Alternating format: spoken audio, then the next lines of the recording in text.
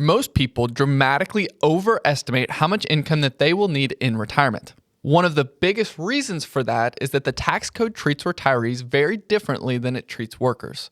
When you're working, every dollar that you earn is fully taxable. You also pay FICA taxes on top of your income taxes, and you don't receive any age-based deductions. But once you cross the age of 65, the rules begin to change. Retirees no longer pay FICA taxes, their standard deduction increases, they receive an additional senior deduction, and their capital gains can fall into a 0% tax bracket. Their Social Security is actually never fully taxable, with the maximum of only 85% ever subject to tax. And I don't expect you to understand everything that I just listed, so today I'm going to break down the differences in the tax code for workers versus retirees.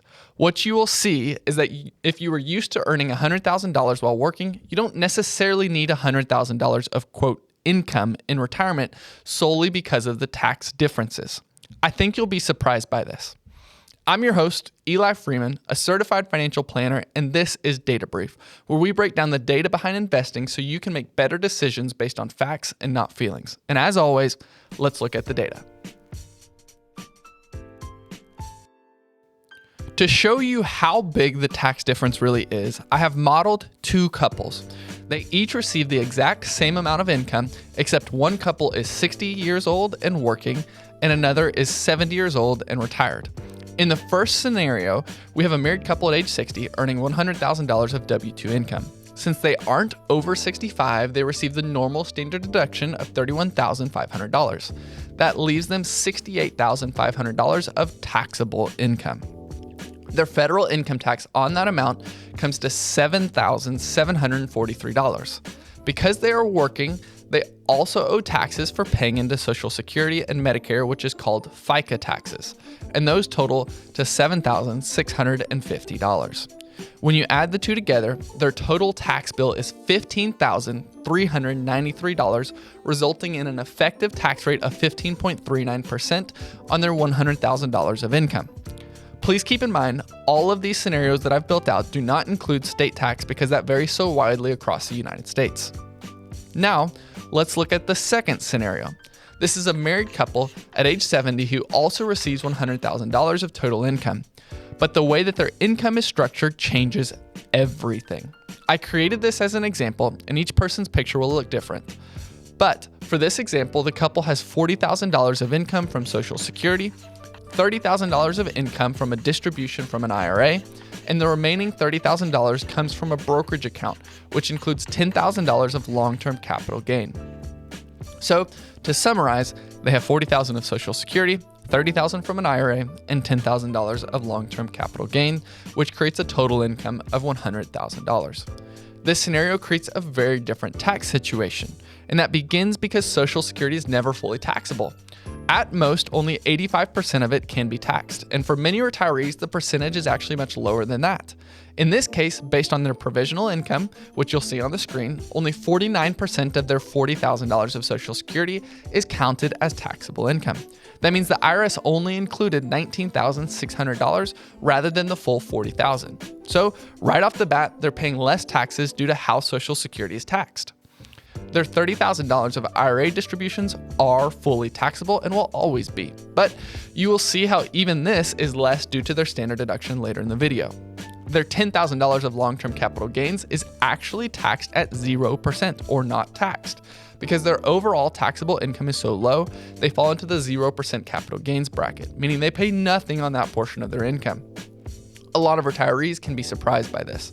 You don't pay any tax on capital gains as long as your income is less than $96,700 in 2025.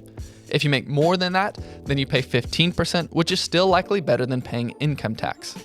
Before deductions, this couple has $59,600 of income that the IRS considers for tax purposes, but retirees receive far more favorable deductions. Their standard deduction increases to $30,700 because they're over 65.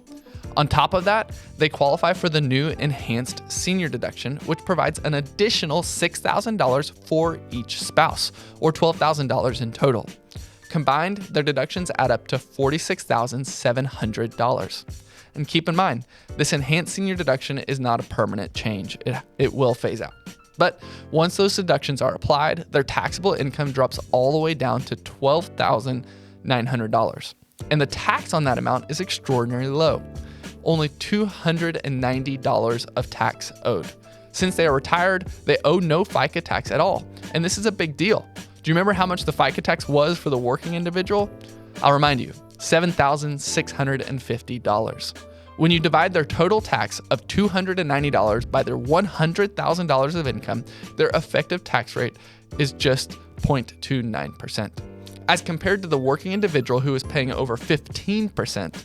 So to sum up the difference, the 60-year-old working couple pays $15,393 in total tax, while the 70-year-old retired couple with the same amount of income pays only $290. This is a tax savings of more than $15,000, simply because of the way that retirement income is treated. When you break that down monthly, the retired couple keeps in their pocket, just because of paying less taxes, about $1,260 more per month than the working couple. Even though they both start with the same amount, $100,000 of income, that increase in monthly take-home can dramatically change the way that retirees feel because they need to maintain their lifestyle. This is why many young people underestimate how little income they may actually need in retirement. When you're working, you're living under one tax system, but once you retire, the tax code becomes dramatically more favorable, and retirees simply get to keep more of what they earn if they structure their income well. And this is also why it's so important to work with someone who understands how different types of accounts are taxed and how to structure distributions in the most efficient way. Which account you draw from and when can make the difference between paying thousands in unnecessary taxes or keeping that money to support your retirement. A thoughtful distribution strategy can be just as valuable as the investments themselves. And if you are curious how to invest in different strategies to pay less in taxes on your investments, my video that I recorded just before this one discussed it, and you can click here to watch it.